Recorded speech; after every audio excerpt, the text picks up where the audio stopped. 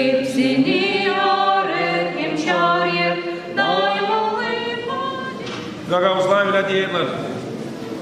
Düşünde de görüydüm, inanmıcıydım. Bir ne oldu? O oldu Allah'ın izniyle.